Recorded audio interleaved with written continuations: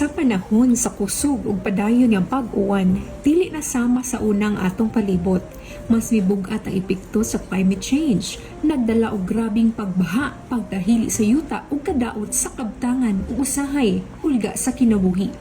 Tungod niini isip contingency measure, ang lokal nga pamunuan mipili og praktikal nga lakang ang pagsuspindi sa face-to-face classes kung kinahanglanon ug base sab sa warning level sa pag-asa aron mapanalipdan ang kaluwasan apan nagkalain-lain ang baruganan sa komunidad. Kanang kuan ba? Naglain ang panahon. Asa man ang imong pilion? Suspended ang face-to-face classes pero mag-module o face-to-face classes na lang? Adunay mga klase-klase nga tubag.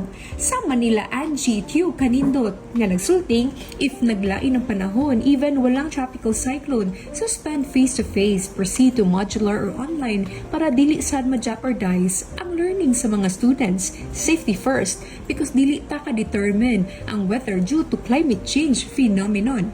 Ug matubsab ka Rosini Espinosa, module na lang para sa lugar nga bahaan or prone to landslides pero wala please.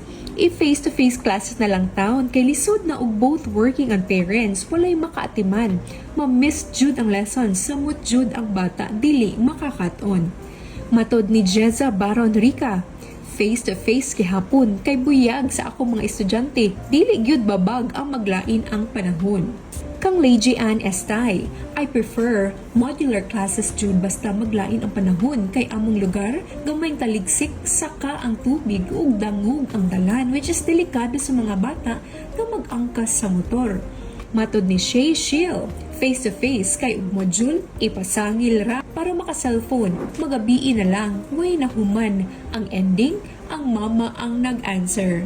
Matod ni Labrador Janice, for me as a mother, suspend face-to-face class but modular class na lang jud for safety sa mga bata kay nowadays gamay nga uwan mukos na dayon og flood even weather forecast masayo pa man gani dili na jud ma-predict ang panahon karon kay mokalit lang jud og usab. Kung sa panultihon pa, naningil na ang kalikasan sa pag-abuso sa tao, so better safe than sorry. Sa ako alang nindot ang mag face to face kay masabtan jud sa bata pero kung mag-ulan hinuon dili lang ihat ang bata ang adto sa school kay naa magyoy bata na dali ra masakit dili man tanang bata nga maayog lawas. Bisan pa pahinumdum ang Danao City Government mga magtutudlo og mga ginikanan nga ang sitwasyon seryoso ug ang kaluwasan mo'y unang prioridad. Aduna kitay kagawasan sa pagpahayag sa opinyon apan mas labaw nga importante ang pagsabot, respeto ug responsableng paghuna-huna sa matag komento nga atong i-post.